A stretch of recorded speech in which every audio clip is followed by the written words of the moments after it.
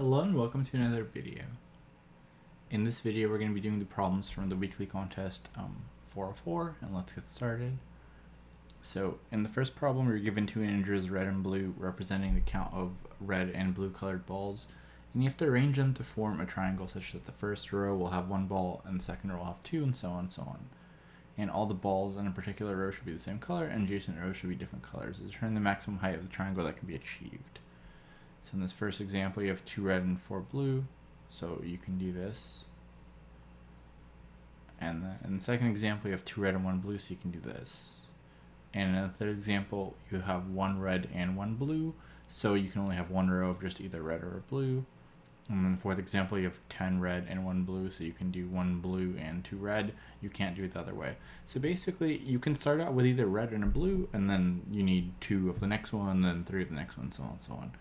So honestly, I think the easiest way to do this is just try to go for both the combinations of starting with 1 red or starting with 1 blue and just going row by row and like building as much as you can. And the constraints are really small here, so that would be kind of easy. I did a binary search. So the binary search I did was basically just try to figure out how many rows we can build and then see if we can actually build those. And it's a little bit more complicated, but essentially, let's say we try to build, let's say we try to build 4 rows, for example. So basically, our rows are either going to be blue, red, or they're going to be the other way, right? Red, blue, red, blue. So let's say it's blue, red, blue, red. So we can calculate how many rows will be blue just by getting the 4. So we know 2 rows will be blue. And then the number of balls is basically, so for blue, it's going to be 1, then 3, then 5, then 7, and so on, right? And so you can basically calculate the total here in using an arithmetic sum by just saying, okay, I have 2 rows, let's say I had 4 blue rows instead of 2, but let's say I had these, and I want to calculate this and know of 1. So it's pretty easy. All we have to do is figure out the first number and the last number, which you can just do. The first number is a 1, last number is just the number of rows minus 1. And then you just get the average and you multiply it by the number of rows. And you just check, do you have enough blue balls for that? And for the red, it's kind of similar. You figure out the first one and the last one, and then you just get an average, and then you multiply it by the length of that. So it's just a total of an arithmetic sum. But honestly, for an easy problem, that's overcomplicating. But that's basically what I did here. It's just I got the length of an arithmetic sum, a bunch of factors canceled out, and then I figured out how many blue balls I need and how many red balls I need.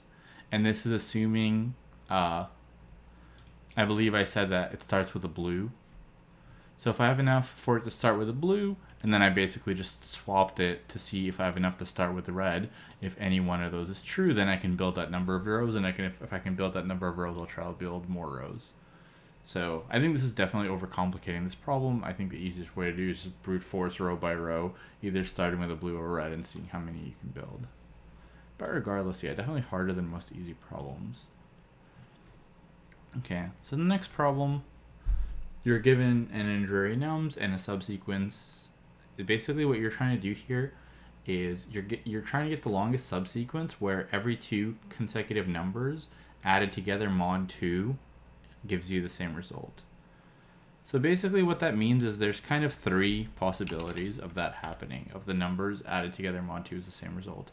Either they're all even, so 0, 2, 4, whatever. If that's the case, then any 2 consecutive numbers added together mod 2 will give you 0. If they're all odd, that would also work. So 1, 3, 5, 7, and so on. Or they have to be alternating even or odd or even. So if it's 1, 2, 1, 2, 1, 2, 1, 2, all of them added together, mod 2 would give you a 1. And if you don't have that, then basically that's not a valid subsequence. So for example, if we have 2, 4, 1, so 2, 4 mod 2 is 0, and then this is 1. So essentially, first of all, we can just figure out how many evens and odds we have in the actual array.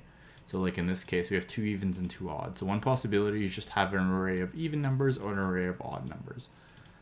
And there's two more possibilities, and the two other possibilities are start with even, and then go like I said, even, odd, even, odd, even, odd, and so on. Or you can start with an odd and go odd, even, odd, even. And this is basically what I checked for, and you can just greedily pick. So for example, for this 1, 2, 3, 4, let's say we start with an odd, so we'll just take the 1, then the 2, then the 3, then the 4. That's 1, and then if we start with an even, we'd have to take the 2, then the 3, then the 4, so this one's longer. So you can just greedily take an odd or an even as soon as it becomes available, and try those 4 combinations of all even, all odd, start with even, and start with odd. And the longest one out of these is going to be your answer. So if we look here, so again, let's take a look at all even. So all even would be 2, 2, 2. All odd would be 1, 1, 1, 1. Start with even, let's say. So we take the first 2, then we take a 1, then 2, then 1, then 2. And then start with an odd as 1, 2. Then we can take a 1, then a 2, then a 1, then a 2. So that's going to be the winner. So that's the longest. Third example, they're both odd, so you can just take them both. So that's basically the idea here, is you just have like the count of the even, the count of the odd, and then I just had a variable of like what my current thing is if I started with an odd or an even, or if I started with, yeah, and then just the length of that whole thing. So kind of, this can definitely be cleaned up. I think most of my code, to be honest, in this contest was kind of bad. Definitely can be cleaned up, kind of rusty, I guess. But yeah, that's the basic idea, is you just check for those 4 cases, and then if you start with an odd, you just say like, anytime I reach an odd, I'll take the odd, and then the next number I'm looking for is even, so anytime I take an even, I'll take the even, and the next number I'm looking for is odd, and so on and so on.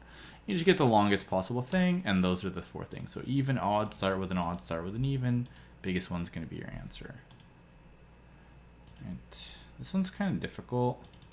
It's basically the same as the previous one, except it's not mod 2, it's mod anything. So basically, the things you have to know about modular arithmetic is if I have some number mod k equal to something, so if I have x mod k equals y, then x plus k mod k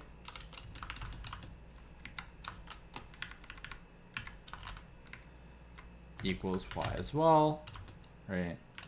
And so on. Also, if our number is bigger than k, like if x is greater than k, then I can just keep subtracting, or actually instead of that, so if x is greater than k, if x mod k equals y, then also x mod k will be y. Right, so for example, if let's say k is 5, x is like 7, so actually it wouldn't be, no, yeah, it would be. So 7 mod 5 is 2. And also, if we just do 7 mod 5, which is 2, mod 5 is 2. So we don't need to store the actual number. We can just get the number mod k for like the number we're looking for. But essentially, this is basically kind of like a longest increasing subsequence. Except what we really want is, like, let's say we have a bunch of numbers that are the same distance apart, as you can see from these examples. So for example, we have like 1, 4, 1, 4, 1, 4, right?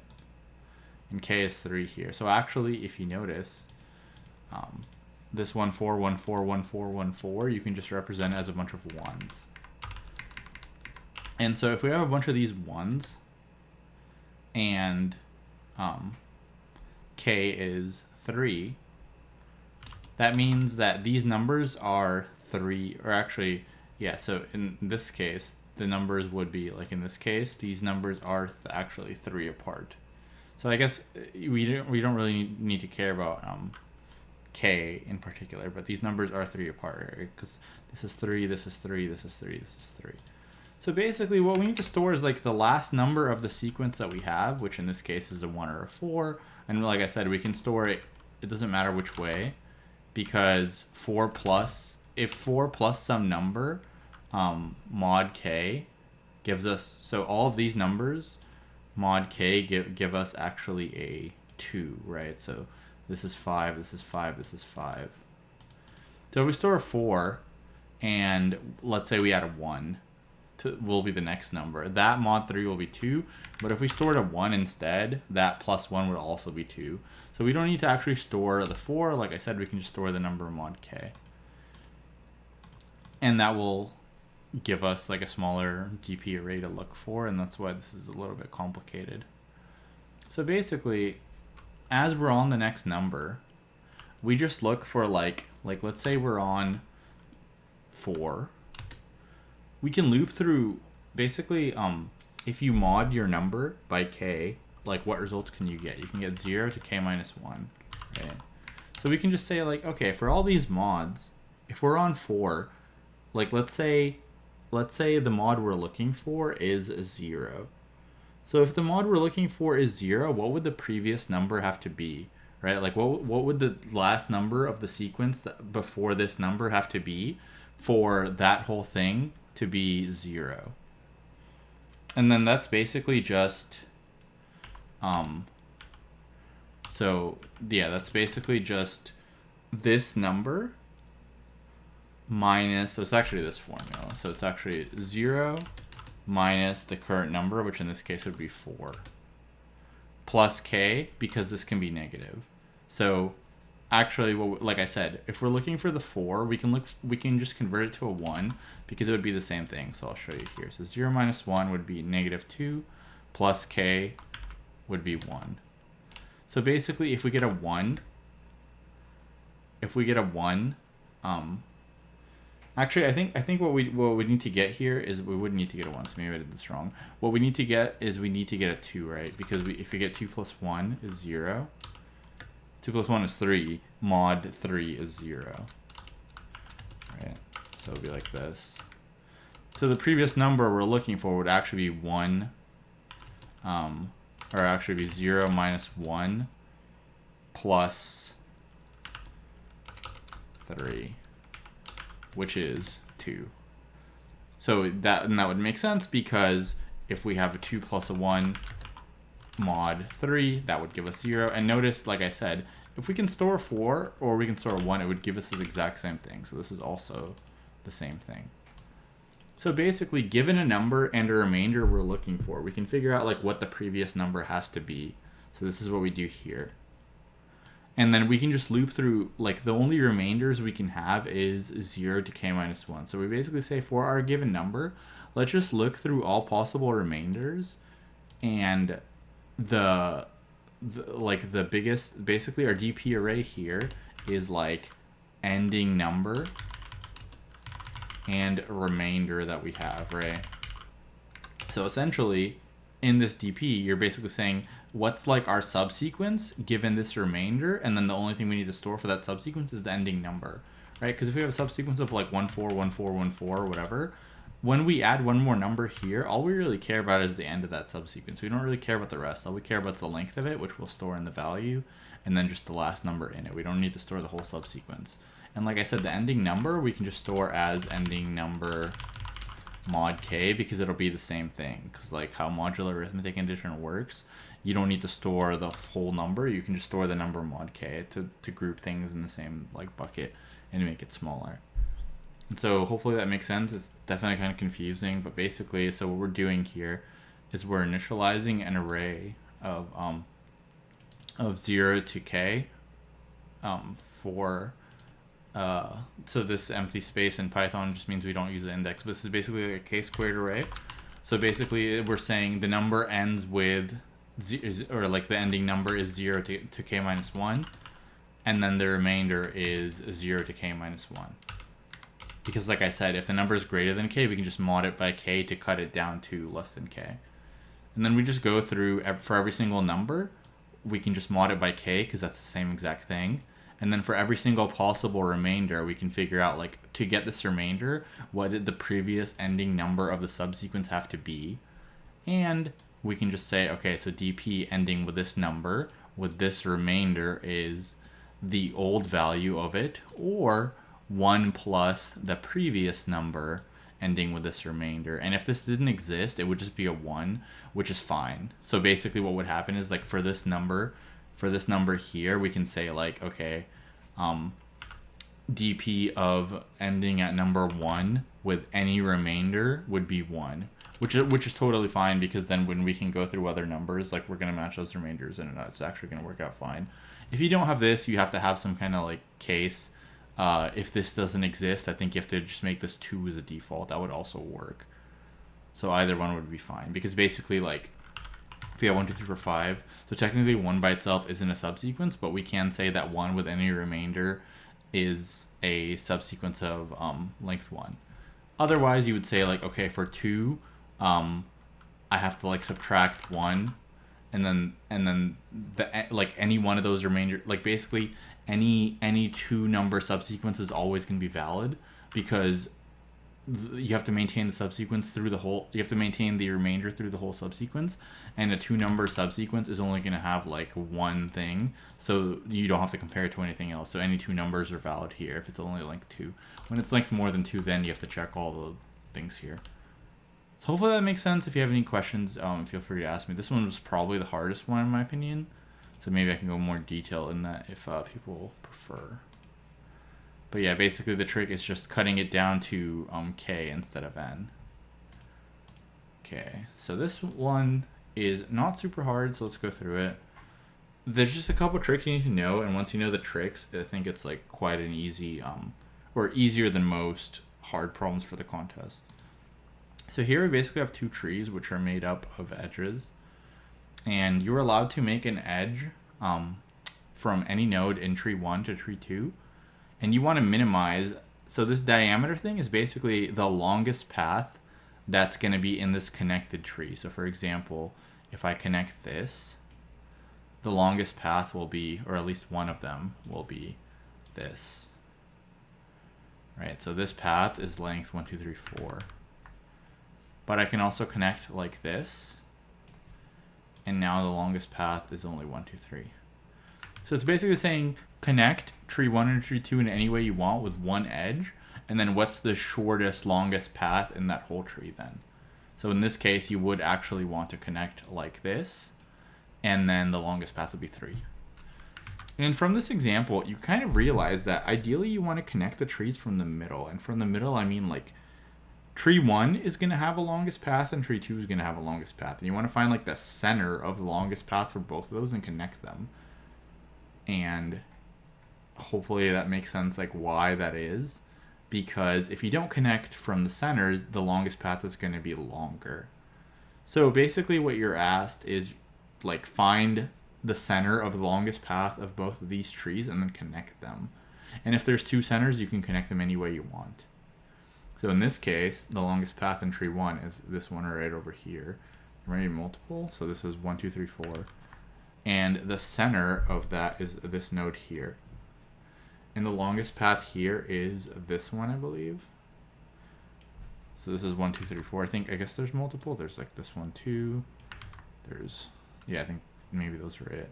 So basically the center of that is this. So the connection you'd want to make is like this. And then the longest path would be 4. Sorry, there would be 5. It would be 1, 2, this connected edge, and then 2 more, so 5. And if you didn't connect these, if you connected any other way, like maybe you connected this guy to this guy instead, then the longest path would be longer, basically. So let's take a look. So the longest path would be 1, 2, 3, 4, 5, 6. But that's kind of the idea. So basically you want to find like the longest path for each tree and then connect the centers. And then there's a few edge cases that I'll talk to you about. But how do we find the longest path in a tree? And then how do we find the center of that path, right? That's the idea. So to find the longest path in a tree, we don't actually need to find the center, and I'll talk about why that is. But basically we just need to find the distance of the longest path in the tree. We don't actually like care about making the connection. We can just calculate what the result's going to be. But basically the way to calculate, there's like a trick that I've seen in some problems, that's why I used it here, is you can start at any node you want in a tree, and then you just BFS out from that node, and then whatever node you reach last, you're going to want to save. So like in this case, like let's say we just happen to start this node, and this works for any node. So you pick just some arbitrary node, and you just BFS out from it. So at like iteration 1, we're going to reach these nodes. Then at iteration 2, we're going to reach these nodes. And then finally, this node will be the last one we visit, so node 6. And like I said, you can do this anyway. You can try this anyway. So node 6, we do this. Now from node 6, so start at any node, BFS out, whatever node you visit last, save that. Then from that node, you BFS out, and you record the last node you visit and how long it took to get there. So actually here, the last node you're going to visit, same thing with a BFS, is like this will be, iteration 1, iteration 2, iteration 3. I guess I can probably instead write down a number, it'd be more useful. So actually this wasn't iteration 1. So this is iteration 1, iteration 2, 3, 4, and 5. And so the distance from this node is 4, right? 1, 2, 3, 4. So we're just going to write down the longest path in this tree has distance 4. Same thing here, pick any node you want. Let's say we pick this node here. And then we will be, so first thing we do, we BFS out to the farthest node from it, which is 1, 2, 3. I think this node over here. And this will work in any node. So like, let's say we picked some other node. Let's say we pick like this node. The longest node would be 1, 2, 3, 4. So let's say we start here, we go to this node. So basically, when we do our first BFS, the node we get to is a guaranteed leaf node of the longest path in the tree, no matter where you BFS from. And then from here, we're gonna BFS out again and see like how long does it take for us to reach the farthest node from this node. So 1, 2, 3, 4. So the longest path in this tree is also 4.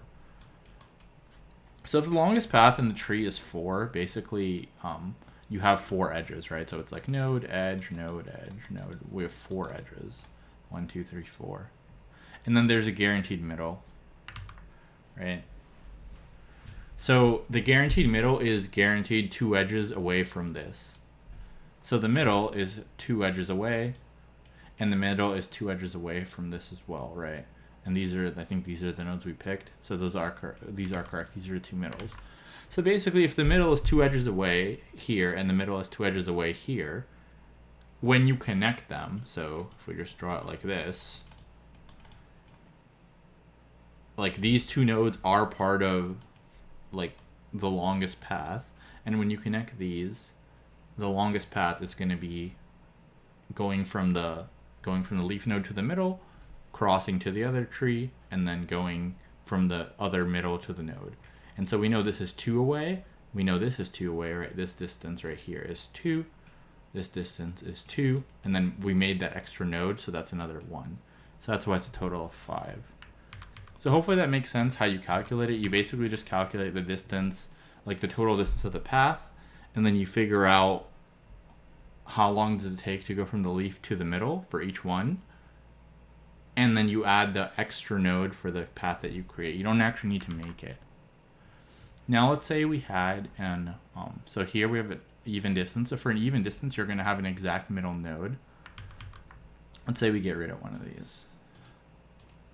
So let's say these are our 2 trees actually. So here, there's 2 middle nodes you can pick, right? So here the longest path is 3, and you can pick 2 middle nodes, either this one or this one. Same thing here. And whichever one you pick, it doesn't matter. All you have to do is pick one of them and then make a path to one of the ones from the other one. And then if we take a look, what's the longest path now? So the longest path, remember the longest path used to be 3 and 3. And so now the path from the longest path from the leaf node to the center is 2. And same thing here, right? 2. And then we have 1 from the middle. So basically, the formula of distance from the leaf node that was on the original longest path to the center is just the ceiling of longest path distance over 2. So if it was even, you just divide by 2 and then it's a 2. If it was odd, you divide by 2 and then you round up. And then we add this one more thing. So that's like that is going to be the longest path, but it's not always the longest path. That's one of the longest paths. So one of the longest paths you can have is, like I said, the distance from one of the nodes on the original longest path to the center. Same thing here, and then one more here. But there's also a scenario where you don't actually, the longest path won't contain the path between the two nodes. It will actually be one of the original longest paths. So let's say we have something like this. Just say we have some really long one. Okay. And our other tree, just to keep it simple, let's say it's just one node, right? So here the middle is 1, 2, 3, 4, 5, 6, 7, 8. So the middle is actually over here. So basically you would make this connection. Like, right, we have tree 1, tree 2.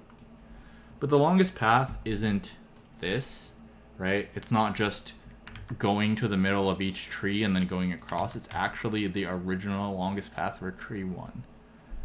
So those are basically your three cases. Your three cases are original longest path for tree 1. And then you have original longest tree 2. And then you have new path crossing the center. And you can just calculate all those and you just pick whichever one's longer. So this is a lot of code, but it's a lot of repetitive code. Definitely could have cleaned this up. Basically, we have the graph for the first tree. We just go through the edges and make the tree. And then we make a BFS and we just start at node 0 arbitrarily. Because like I said, it doesn't matter what node you start at. And we know that each one of these has a node 0. And then we just loop, we just BFS from that node until we get to like the last node we possibly visit. So this leaf 1 is basically going to be a guaranteed leaf of the longest path of the tree. Then we BFS from there again, and we BFS from there and we calculate like the farthest distance we traveled. So this distance 1 is like the farthest distance we traveled starting at the leaf node of the longest path. So in this case it would be 2. And like in this case, like this would be one of the leaf nodes or this. So it would be 1, 2, 3, 4. So we get that, just do a standard BFS. Then we do the exact same thing for graph 2. So we get the distance for 1, we get the distance for 2. And here's our calculation.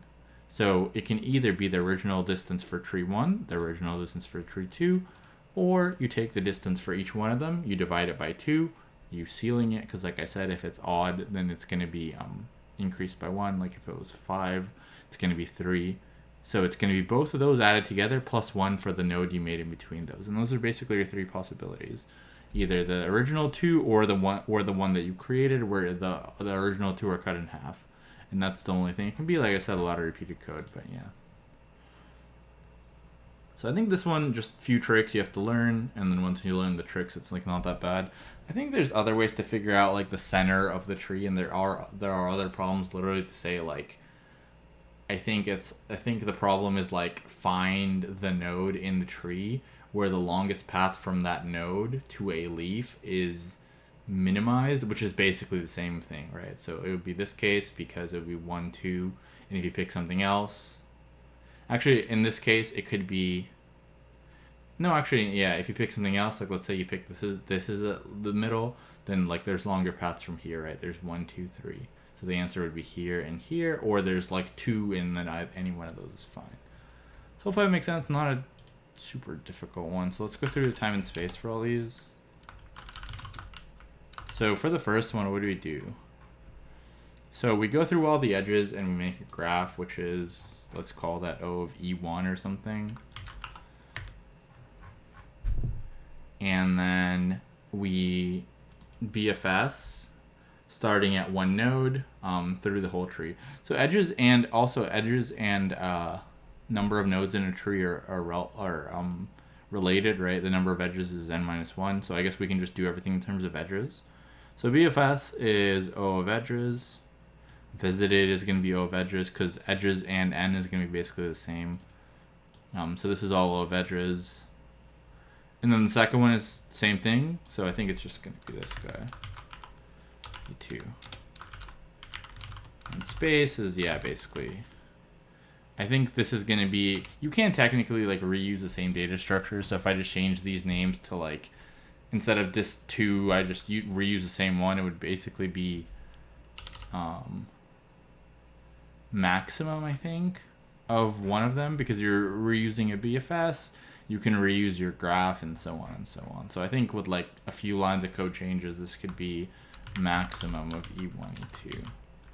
Just reuse your variables, and then whatever takes more is the one that's going to be the space complexity. I guess technically in mine I have E1 plus E2, but like I said, a little bit of refactoring there would fix that pretty easily.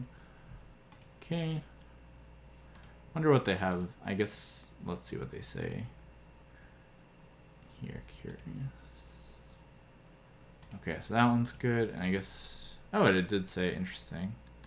Okay, that's weird. I don't know how it did that. Oh, I did reuse my BFS. I did reuse my visited set, but I didn't reuse my graph.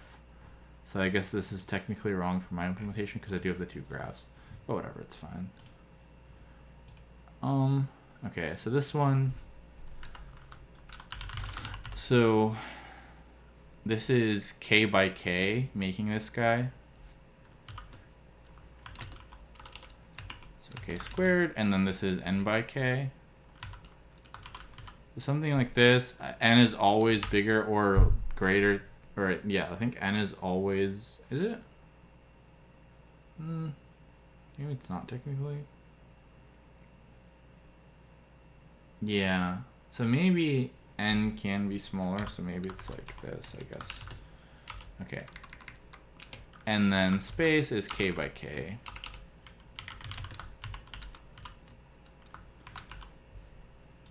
Alright, let's see what this one says.